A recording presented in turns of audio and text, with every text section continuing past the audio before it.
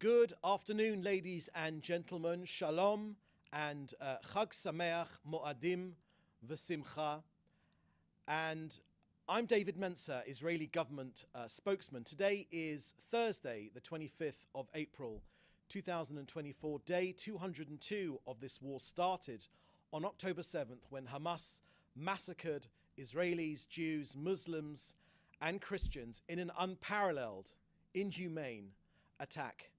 Taking more than 250 people hostage, our war aims remain the same: to destroy Hamas's military and political capabilities, to free our 133 hostages and ensure that Gaza doesn't pose a threat to Israel and the civilized world in the future. I want to draw your attention to three important issues today. Firstly, on the global rise of Jew hatred. Yesterday evening, the Prime Minister spoke out with unprecedented comments on the rise of anti-Semitism. I will not repeat his entire comments here, which are available on his website, but I want to highlight a quote or two.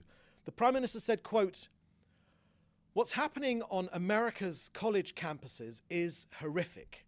Anti-Semitic mobs have taken over leading universities. They call for the annihilation of Israel. They attack Jewish students. They attack Jewish faculty. This is reminiscent of what happened in German universities in the 1930s. It is unconscionable. It has to be stopped. It has to be condemned, and condemned unequivocally. But that's not what's happened. The response of several university presidents was shameful," end quote. The Prime Minister went on to highlight the irony that while Israel faces Iran and its terror proxies with clearly stated genocidal intent, the Prime Minister said, quote, "It is Israel that's falsely accused of genocide. Israel that is falsely accused of starvation and war crimes. It's all one big libel."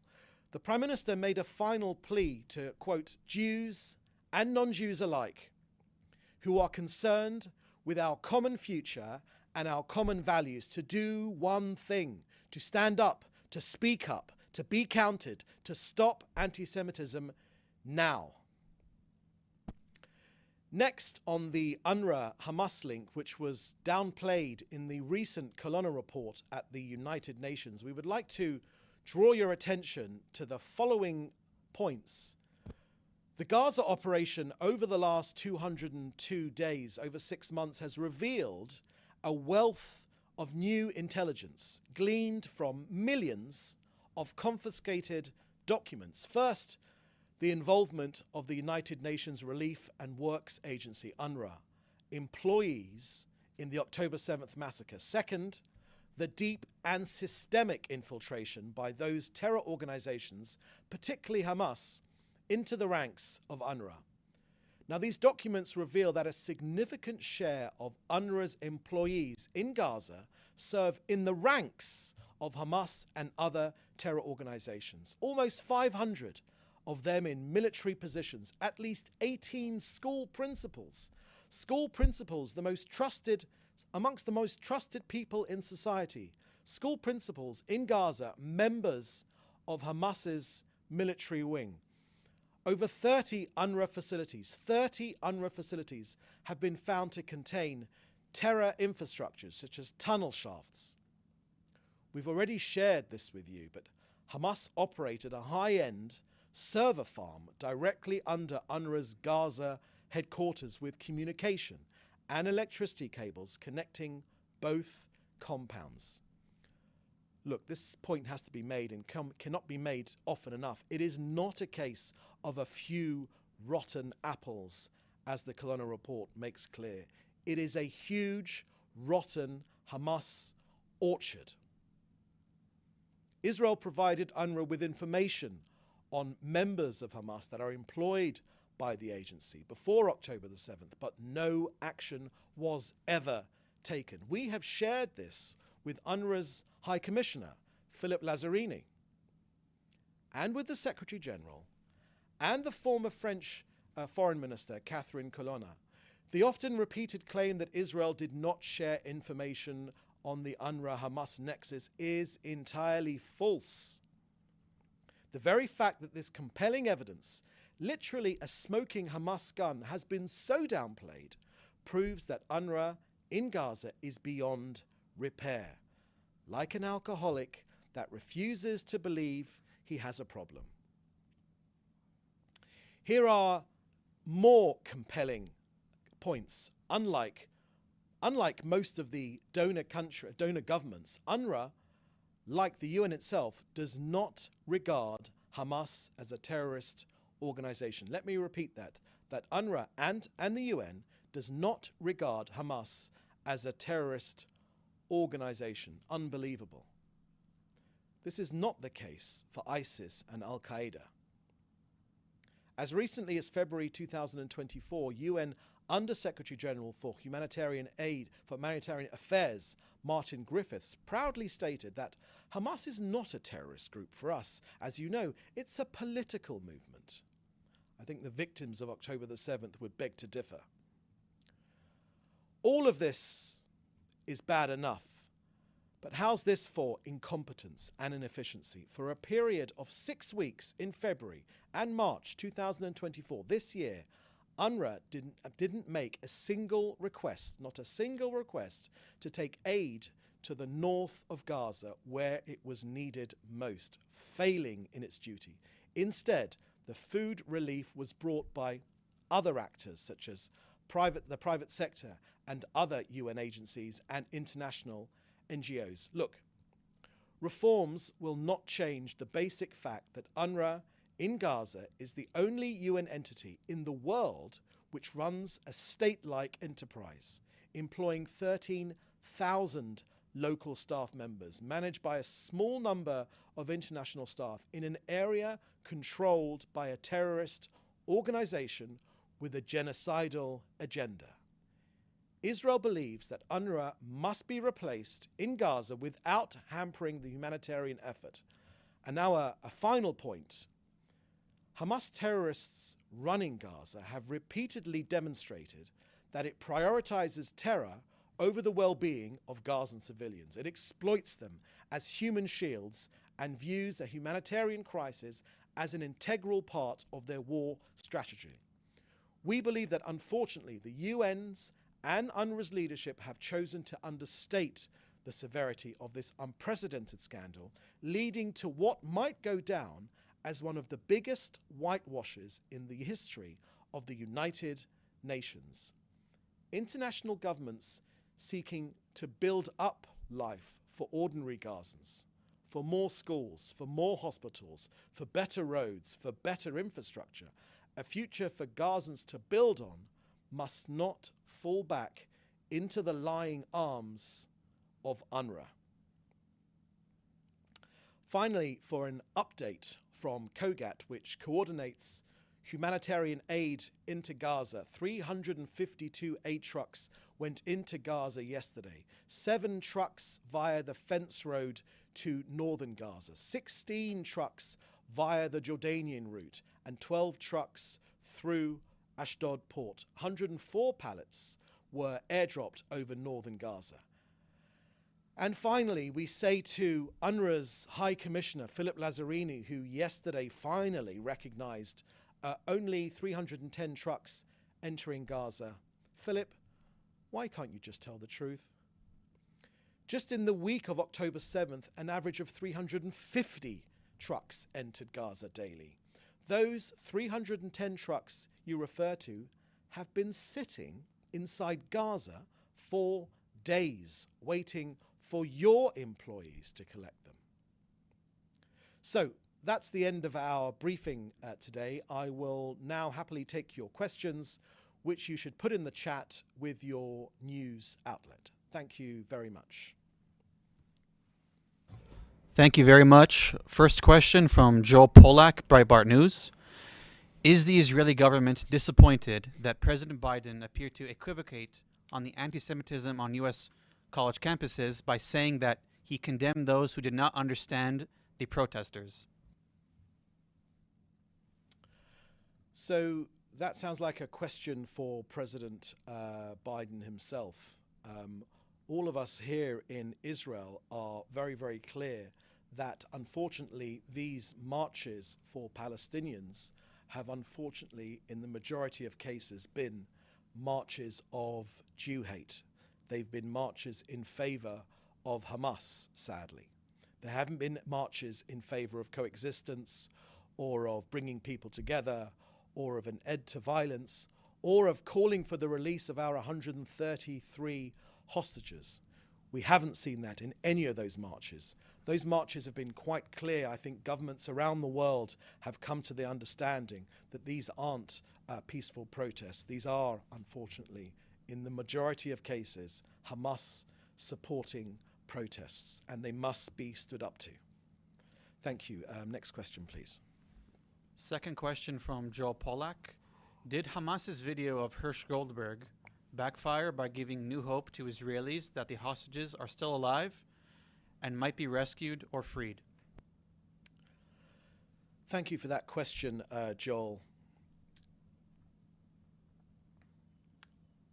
We won't be commenting on Hamas's further attempt at psychological warfare. It's psychological torture, not only for the poor hostages who are held in the Hamas terror dungeons, but it's psychological torture for their parents and their families and their friends and all of us here in Israel. It is psychological torture. There's no other word for it. I think that the overwhelming image which I'm left with is the dignity of that poor boy's parents, John and Rachel, the way that they held themselves, the dignity with which they have continued to fight for the release of their son together with their son Hirsch, together with all of the hostages. I think that's the overwhelming message, the only overwhelming feeling which Israelis will come away with. But let's not share that video. Let's not give any victory to Hamas's psychological terror on people here, on all right-thinking people here.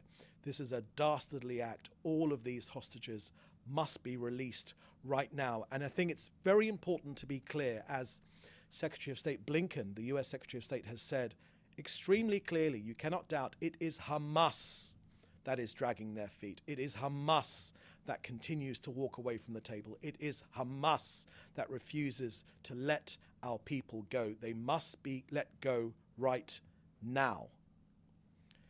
Thank you. Next question, please. Thank you. Question from Jim Williams, Zenger News. How recent does the government feel the video of Hirsch Goldberg Poland might be? Thank you very much for that question, Jim. So, as with all questions of the hostages, lives hang in the balance. Lives literally hang in the balance. So we won't be revealing any of our intelligence on those videos. But I say again, as I said in my previous message, I would point you to the dignity of Hirsch's parents, John and Rachel, who can not help but be moved by the way which they have held themselves and campaigned for the release of their son. Next question, please. Question from Fred Eager, Interplanetary Television. Certain Hamas officials claim that they will disarm Hamas's military arm if Israel agrees to a return of pre-1967 borders. Do you confirm the validity of such statement, and what is your response? Thank you, Fred, for that question.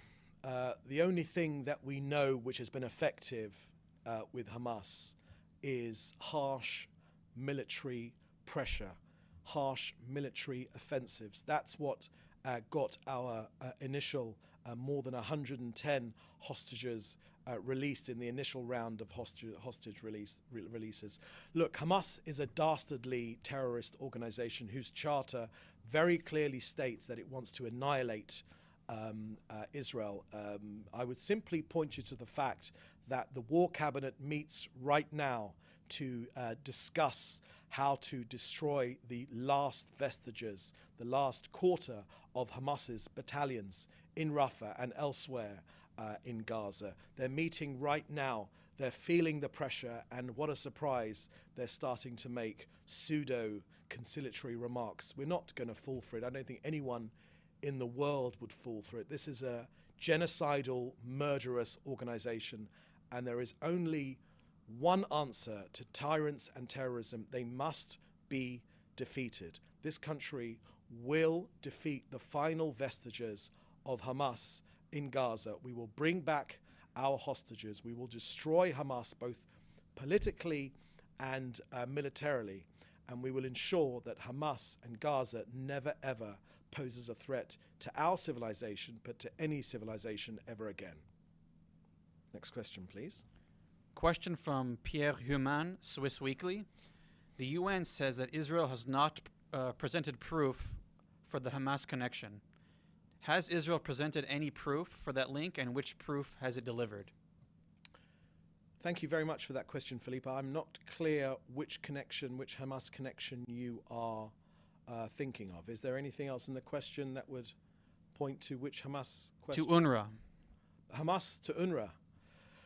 Well, Philippe, I think that you do need a strong pair of glasses if you can't see the link between Hamas and UNRWA.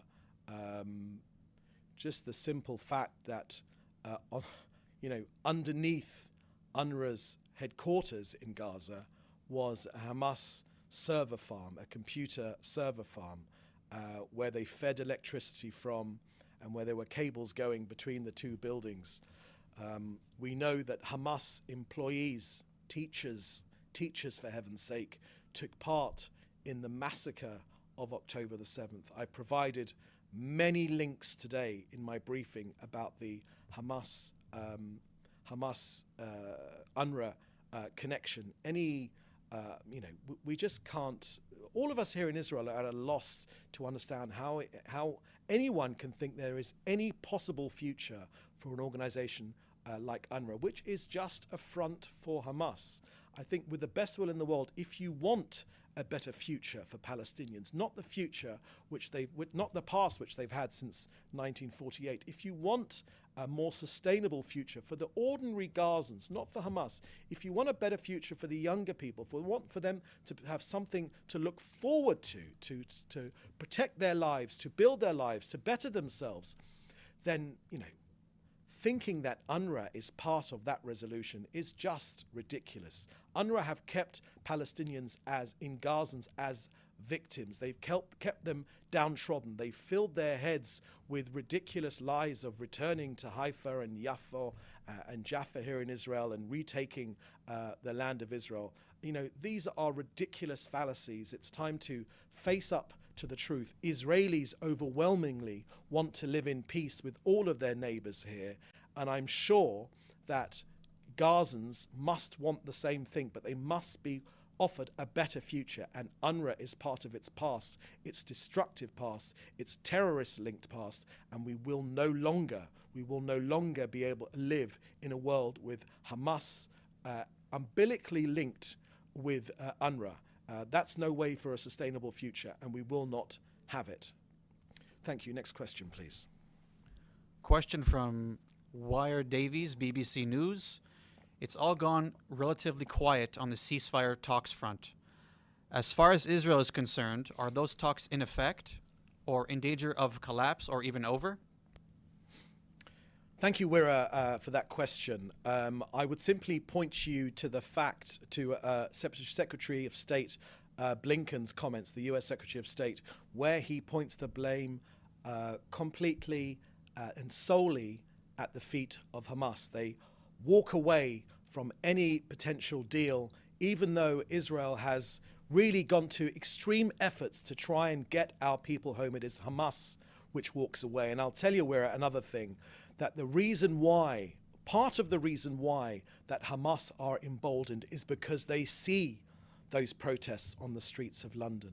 They see press coverage which parrots Hamas talking points in an unquestioning manner. They are emboldened by other players in the region which seek to attack Israel.